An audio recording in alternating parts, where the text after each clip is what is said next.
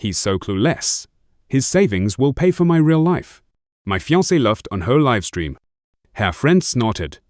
Just cook twice a week. He'll fund the honeymoon and never notice. I just typed, "Hi honey, it's Tyler." The stream went silent. By morning the ring was in a drawer and her lawyer was calling my boss. I'm sitting in my empty apartment right now, staring at the engagement ring. I just took back, and I still can't believe what happened 48 hours ago. My hands are shaking as I type this, because I keep replaying that moment when my entire world collapsed in the most humiliating way possible. 2 days ago I thought I was marrying the love of my life in 3 months. Now I'm single, my reputation at work is in shambles, and I'm facing legal threats from someone I trusted with my heart and my future. But somehow I've never felt more clear-headed about anything in my life. Lindsay and I have been together for 4 years, engaged for 8 months. I genuinely believed we were building something beautiful together.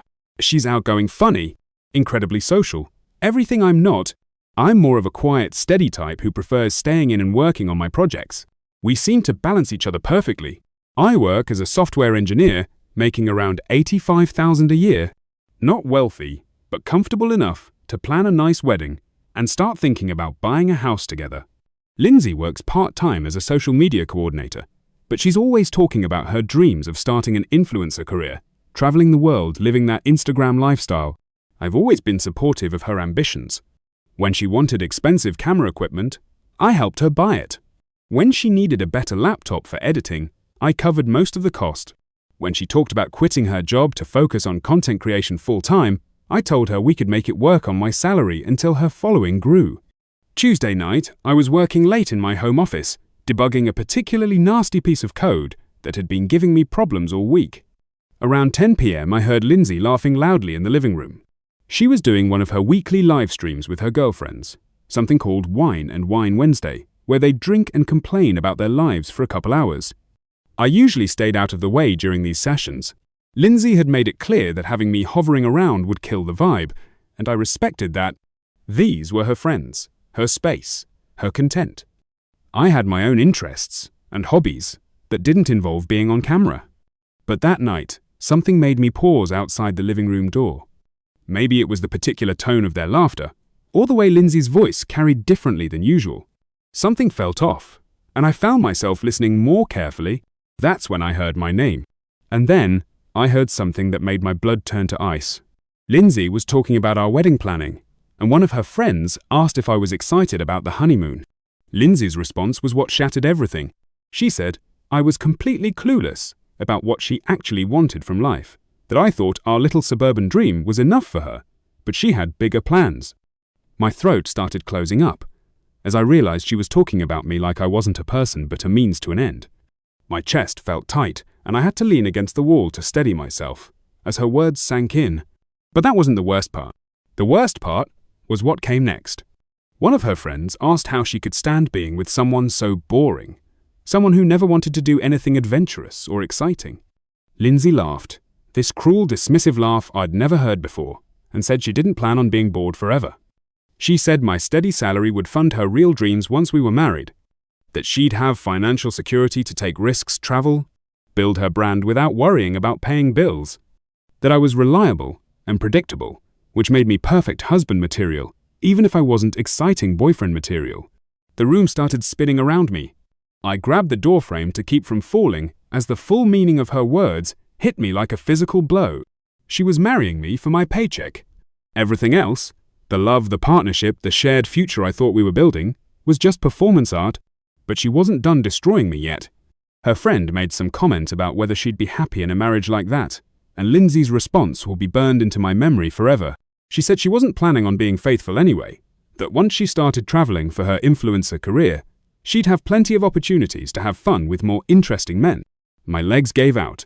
I actually slid down the wall and sat on the floor in the hallway, trying to process what I'd just heard. My fiancée, the woman I'd been planning to spend my life with, was openly discussing her plans to use me financially while cheating on me, emotionally and physically. The betrayal was so complete, so casual, that I couldn't even feel angry yet. I was just numb sitting there listening to her friends laugh and encourage her gold-digging cheating plan like it was the most natural thing in the world. That's when something inside me shifted. The shock was still there, But underneath it, something harder was crystallizing. A cold, precise anger that felt sharper than anything I'd ever experienced. I pulled out my phone and opened Instagram. Her livestream was public with about 30 people watching. I could see the comments rolling by, mostly her friends and followers making supportive noises about her honest relationship talk. None of them seemed to think there was anything wrong with what she was saying. I created a new account using my full name and profile picture, Tyler Brooks, the boring, clueless fiancé she'd been mocking for the past 20 minutes. My hands were steadier than I expected as I typed my first comment. "Hi honey, it's Tyler. I've been listening from the hallway. This is really enlightening." The change in the room was instant and electric. I could hear Lindsay's voice catch, hear her friends suddenly go quiet. The comment feed exploded with shocked reactions and laughing emojis from people who realized they were witnessing something spectacular. I typed again, 4 years together, and I never knew you were such a talented actress. You almost had me convinced you actually loved me. Lindsay was trying to end the stream, fumbling with her phone, but the damage was already done. The clip was probably being screen recorded by multiple viewers, and her panicked reaction was just making everything worse. I posted one final comment that felt like the most honest thing I'd ever written. "The engagement is over. I'll pack your things tomorrow. Don't come home tonight." Then I walked into the living room. Lindsay was staring at her phone in horror, her face completely white. Her friends were looking back and forth between her and the screen, like they couldn't believe what had just happened. The living room felt like a crime scene, charged with the electricity of a life-changing moment.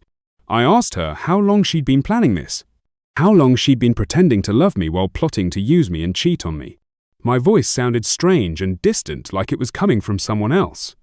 She tried to backtrack, saying it was just girl talk, that she didn't mean any of it, that she was just venting, and her friends had encouraged her to exaggerate. But I could see the truth in her eyes. Every word she'd said on that stream reflected her real feelings about me and our relationship. Her friends started making excuses and gathering their things to leave, clearly uncomfortable with the situation they'd helped create.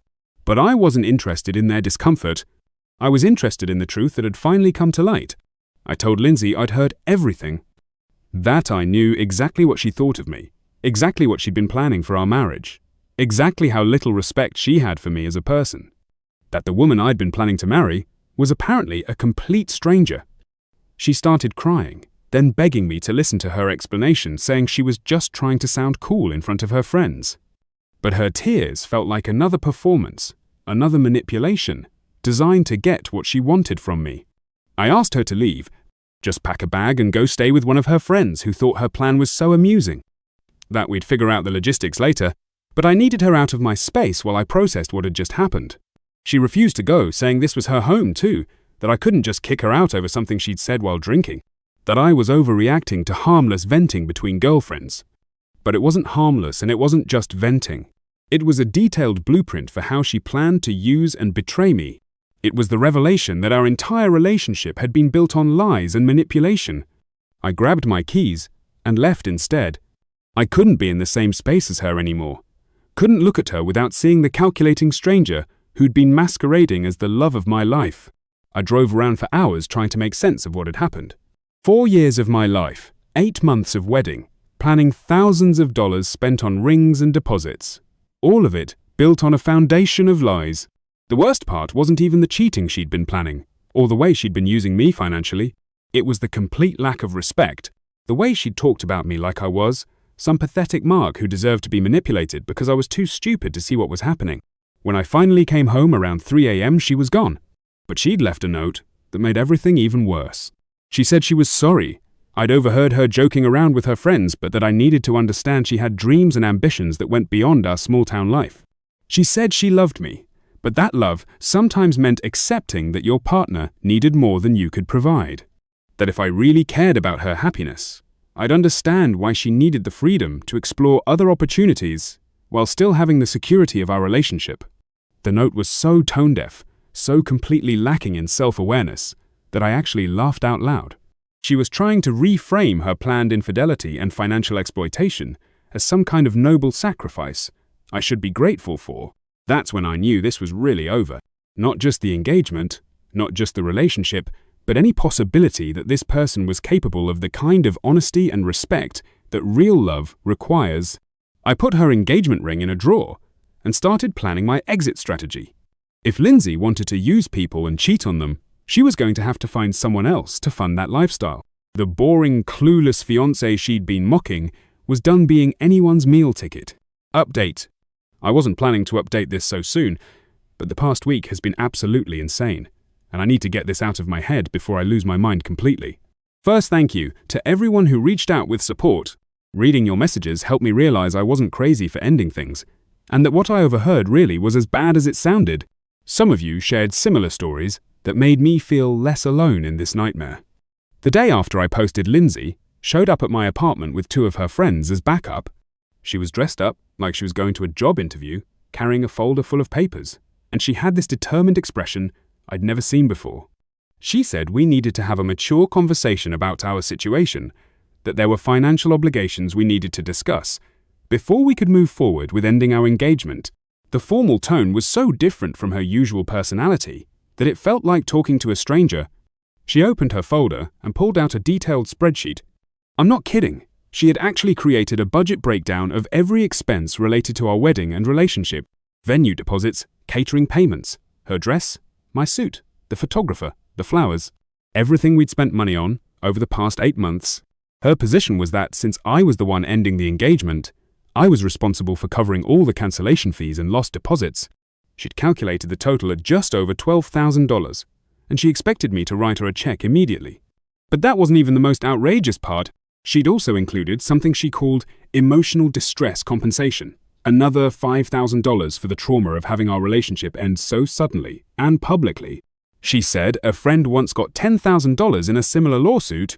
I stared at this spreadsheet, my brain struggling to process the sheer audacity of what I was seeing.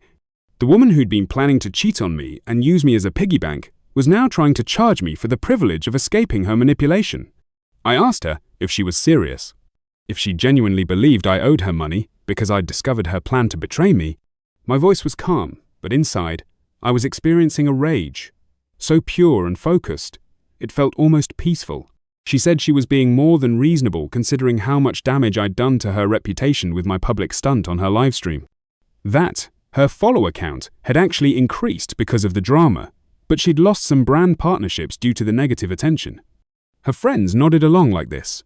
Was all perfectly logical, like I was the unreasonable one for not wanting to pay my ex-fiancé for planning to cheat on me.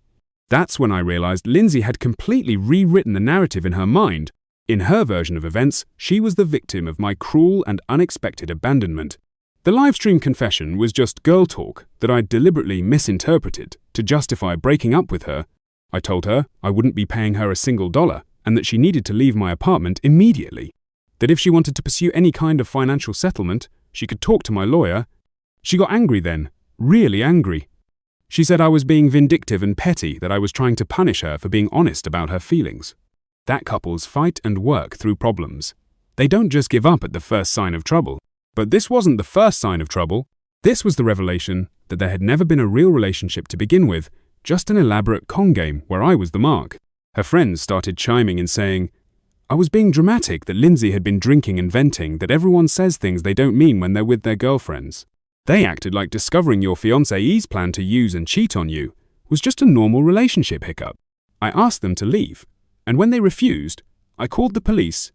I didn't want to escalate things, but I also wasn't going to be bullied in my own home by people who thought I should be grateful for being manipulated. The officers who responded were professional, but clearly annoyed at being called for what looked like a domestic dispute. Lindsay played the victim perfectly, crying and talking about how I'd humiliated her online and was now trying to have her arrested. But when I showed them the spreadsheet she'd brought demanding payment for ending our engagement, their attitude shifted. One of the officers actually laughed and said he'd never seen anything quite like it. They asked Lindsay and her friends to leave, which they did, but not without threats, about how this wasn't over, and I'd be hearing from her lawyer soon. That was Wednesday. Thursday morning I woke up to missed calls from my boss and several co-workers. Apparently, Lindsay had called my company and filed a complaint about my harassment and cyberbullying of her. She told HR that I was spreading lies about her online, that I was using my technical skills to hack her social media accounts, and that she was afraid of what I might do next. She'd even provided screenshots of some Reddit comments from people who'd recognized her story, claiming they were from accounts I'd created to stalk her. My boss called me into his office, first thing Friday morning. He's a decent guy who's known me for 3 years, but he had to take the complaint seriously. Corporate HR was involved, and they needed to investigate any allegations of employee misconduct. I showed them everything. The original livestream clip that someone had recorded and posted online, the text messages between Lindsay and me, the ridiculous financial demands she'd made, the police report from when I'd had to have her removed from my apartment. The HR director was a middle-aged woman who listened to everything with an increasingly disgusted expression. When I finished explaining, she said she'd never seen such a clear-cut case of false accusations being used for revenge. The investigation was closed by end of business Friday with a formal letter stating that I'd been cleared of all allegations. They said the evidence was overwhelming, so they fast-tracked the internal review to close it before the weekend. But the damage was already done. People in my office had heard about the complaint, and workplace gossip travels fast. I spent the weekend feeling paranoid and isolated, wondering what other lies Lindsay might be spreading, and who else might believe them. The woman I'd trusted with my deepest feelings was systematically trying to destroy my reputation because I'd refused to be her victim. Monday morning brought a new surprise. A letter from a law firm representing Lindsay demanding the $17,000 she claimed I owed her, plus an additional $3,000 in legal fees. The letter threatened to file a lawsuit for breach of promise, emotional distress, and defamation. It claimed that my malicious exposure of her private conversation had caused her measurable financial harm and damaged her professional reputation. I called a lawyer immediately. A friend had recommended someone who specialized in family law and contract disputes. Her name was Janet Morrison, and she had 20 years of experience dealing with exactly this kind of situation. Janet reviewed everything: the live stream, the texts, the financial demands, the fake HR complaint, the legal threat. Her assessment was simple. Lindsay didn't have a case, but she was clearly willing to make my life hell anyway. The good news was that almost everything she'd done could be considered harassment. The bad news was that defending against frivolous lawsuits is expensive and time-consuming. Even when you win, Janet suggested we take a more aggressive approach. Instead of just defending against Lindsay's threats, we could go on the offense with a restraining order and a countersuit for harassment, defamation, and intentional infliction of emotional distress.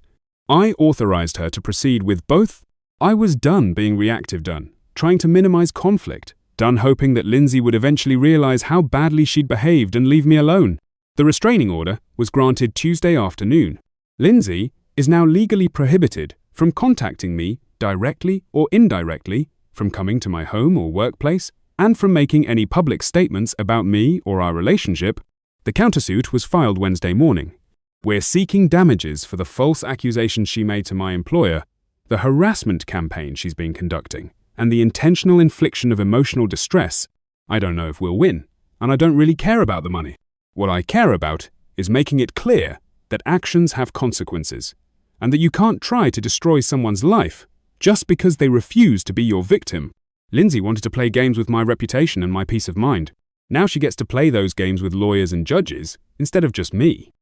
The funniest part of all this is that her original plan might have actually worked if she'd been smarter about it.